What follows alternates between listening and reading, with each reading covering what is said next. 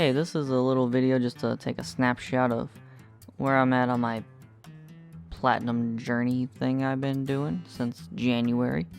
I just hit 52, but really I'm just counting as 50 because 2 of them were just kind of like really like double games basically. They're just like doubles of PS4, PS5 version, and took like no effort to get it all. But you know, some of these don't take any effort to get. But just counted as 50 plus 2, why not? So I figured I'd just go over a couple games that I thought were pretty cool here, and just, you know, overview. So just as a synopsis, I kind of just want to go for the first trophy I got. You see, I didn't even have a online account when I got these ones, but these are the first trophies that I obtained right here, and then the first date is 6/15/2019, or 2009. I'm older than I thought. 2009. So that's my first trophy. So I have about 245 trophy sets on here. Some of them are doubles, like you know, games PS4, PS5 version, but we're just gonna say 245.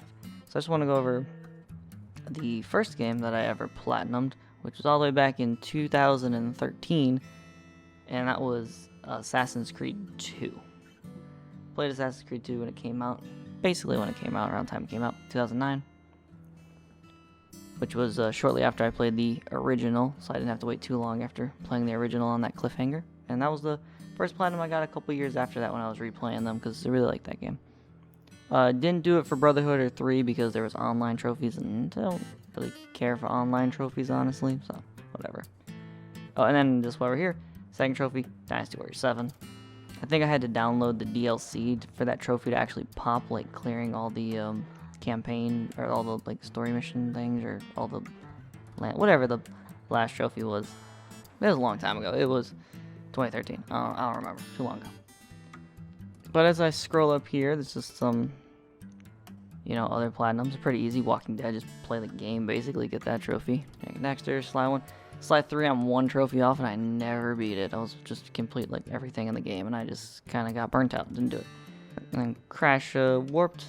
Probably the easiest one out of the trilogy there, honestly, to get. I didn't really try Crash 2, though, but I tried Crash 1, and I was like, oh, wow, no power-ups. This is going to be pretty hard, so I was going to go back to it, maybe later. Never did. Prince of Persia trilogy. Pretty good. God of War. Really good game. The Spyro trilogy. I was burnt out by the time I got to the third one. Kind of rushed that. Dark Souls Remastered. One Piece World Seeker. Highly recommend. Favorite game of all time for no reason. Dark Souls 2. Almost there. I think there's just SpongeBob. Yep, SpongeBob for Battle Freaking Bottom when that came back out. Well, I butchered that saying, but whatever. And then here's kind of where we start here. It was, January 23rd when I earned this platinum. And then after I got this platinum, I just really wanted to play this game. And I was like, I'm 2 trophies away. Might as well go for it. So went for it. And then I was like, you know what?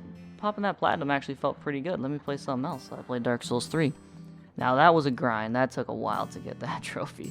But then it was immediately followed up with 2 visual novels. And yeah, good visual novel, but super easy. Platinum if you want one. Same thing with Burly Men at Sea. Super quick. Astro's Playroom, if you have a PS5, I highly recommend getting the platinum. I didn't get 100% because I didn't do everything there, but I was just happy getting the platinum.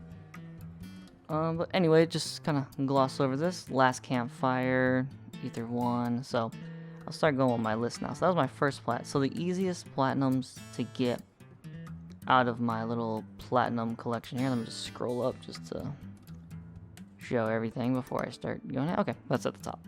So the easiest platinums for me personally to get, I believe, was Blackberry Honey. Because it's just a visual novel, so it's even easier to get than Burly Men at Sea, because you could just set the little text thing to skip all the dialogue and just get the platinum in like a minute, like I did for the PS5 version.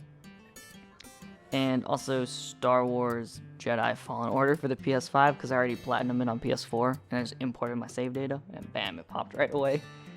That's kind of why I wasn't counting those 2, because they were just super, super easy to get. But just in terms of the easiest game that I played to get the platinum that's not a Telltale game, like Walking Dead or a visual novel, I would have to say goes to burly men at sea, because at least there's a little bit of gameplay. You gotta actually like move the characters and stuff like that in that one. But other than that, if you're talking about more gameplay, probably be Astro's Playroom. Super fun, super easy game. Doesn't take long to get at all. I would say Spirit of the North would be a good secondary option, because that one was really easy too. But you know, it's like a toss-up, really. Pretty easy ones there. Now for the hardest one to get, that would be kind of subjective to get. I would say it would probably be, just time sync wise, would probably be Digimon's Cyber Sleuth. Difficulty wise though, might be one of the FromSoft games, and my memory is not really that good, so anything before like January 2023 I'm not really like considering, because my memory's bad. But I mean, it would probably be like Dark Souls 1 or 2 or Demon Souls or Bloodborne, something like that. Bloodborne did take me a while to get that platinum. My first, I don't remember what my first trophy is, but it was around when a game came out, so 2015, and I finally got that platinum and beat the Chalice Dungeons not that long ago. So, and that one might be the most difficult, but definitely I would think Digimon Cyber Sleuth was definitely the longest time sink into it. Just in general, I've played that game more than a lot of the other games. So I don't know if that necessarily makes it the hardest, but time sync wise, and you know, some of those fights were pretty difficult, honestly. Okay, so now for the kind of like the most, not disappointing, but like the ones that didn't live up to it, and like I didn't feel like that kind of rush after getting the platinum trophy, was probably Feudal Alloy. Feudal Alloy. That's probably a better way to say it instead of the Horizon Zero Dawn character. Feudal Alloy. This game was just a little game that I saw on the PlayStation Store that I thought looked kind of cool, and I just decided to give it a shot. It was okay, and I'll leave it at that. The most annoying achievement, though, definitely that had me do a lot of backtracking, was definitely the treasure hunter one, to open all the chests, because I actually had to pull up a map, and I'm so glad someone uploaded a map of everything and went through it room by room. So, and it was like on like the second to last room that I missed one chest. And then the other one I would say is probably the most disappointing was probably Salt and Sacrifice. Now this one was more sad because I just didn't enjoy the game as much as I enjoyed Salt and Sanctuary. Maybe that was because of the build I picked. I picked a duelist build, which was just more like a regular sword, like a rapier kind of build and crossbow. Maybe if I would have picked a different build, I would have felt a little better, but there was a lot of BS in that game that was just kind of uncontrollable due to the nature of the game. But I finally did pull it off and beat it after wanting to not for a while, because it was just very annoying. Now for the most fun ones I had, I would have to say the most fun would probably be Trek to Yomi. That was a very fun experience right there. Just beat the game on the hardest, Ronin difficulty, which is the hardest first difficulty available. Got used to like the moves and everything. I would say getting all the upgrades and collectibles is kind of a drag, so if you're gonna do that, definitely have a guide pulled up, because there is no chapter select in this game. So once you pass that point of getting the collectible, you can't like go back and get it. There's no chapter select. So you just have to do a whole new game. And then also after you beat the game in any difficulty, you get the hardest, well, quote unquote hardest difficulty. It's the one-shot, one-kill mode, which honestly is easier in some respects than Ronin difficulty. But it's very challenging still, because everything dies in one hit except bosses, but you also die in one hit. So, you know, sometimes it can be a little hard to do, but I feel like there's a good amount of checkpoints placed throughout, and then you just get better every time redoing it. So there wasn't anything that I felt was really cheap. I think honestly the hardest, not even the hardest, but the funniest thing was in one of the levels there, you have to fight boss of the 6th level, second to last level, and he kind of just comes out the gate swinging. So that one's funny because you just walk into the room and he just comes swinging. So if you're not prepared, you're just gonna get hit. So, but other than that, it's not too bad. The bosses don't have too much health on that difficulty, so it's really fun game. That's probably the most fun I had. Another one I would say would probably be Ender Lilies, Quietus of the Nights. That's definitely another really fun one. As you see, a lot of people have that platinum.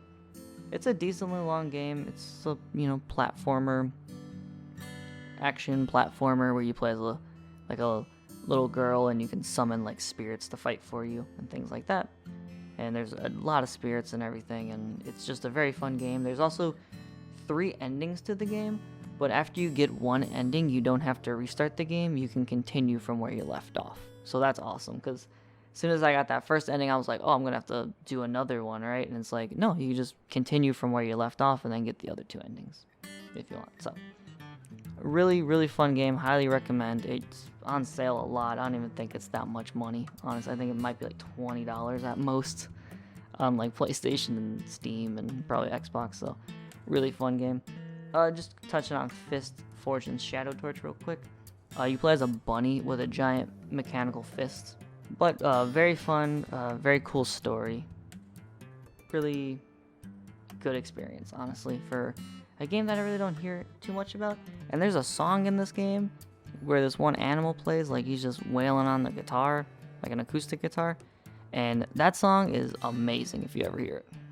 Okay, last thing I want to do is just go over some recommendations. Just games I find really fun, or just like in general I think are really fun, but not like too popular maybe. As soon as I say that, I see Astro's Playroom. If you have a PS5, play Astro's Playroom. That's a great game. It shows you like all the features of the controller and everything. It's really just a fun game in general. It's a really good game. Next one I would say is The Last Campfire. This is just another game I saw on the PlayStation Store and I thought it looked really cute. And I'm so glad I played it. It's just a little puzzle platformer game. As you see, the platinum is 50% of the people have the platinum, or 50%. So it's very easy platinum to get. And it's just a very good, cute little puzzle platformer I highly recommend. Next, again, is Fist, Forged, and Shadow Torch, and Ender Lilies, Quietus of the Nights. Both very solid games I don't really hear anything about. Another one would be Cat Quest. I've heard a little bit of Cat Quest, but never played it before. Very, very good, very fun little it's not really an RPG game. I guess it has RPG elements to it, but it's just a fun little beat 'em up that's not serious at all. A lot of cat puns and just solid. Another one I recommend, again, Trek to Yomi. Very fun. Kensai difficulty was awesome. The only thing that held it back was the collectibles, but yeah, that's fine. Another one, Death's Door. This is one I wanted to play a while. If you do this game, I do recommend playing it casually first, and then going for this umbrella trophy, because this umbrella one is you have to beat the whole game with the umbrella that you pick up at the start of the game, and never change your weapon. Do a casual playthrough first before you try the umbrella one, otherwise it might tarnish your experience with the game. You have to basically beat like everything in the game to get all the medals there. It's very time consuming, but when I got it, this was probably the most hype trophy I got, honestly, and that's why I wanted to make it my 50th trophy. But anyway, I've been rambling on long enough. I'll probably cut a lot of that, so this was just a little snapshot of my 50 plus 2 platinum trophies that I have obtained thus far. So, thank you for listening, and happy trophy hunting, everyone. See you later.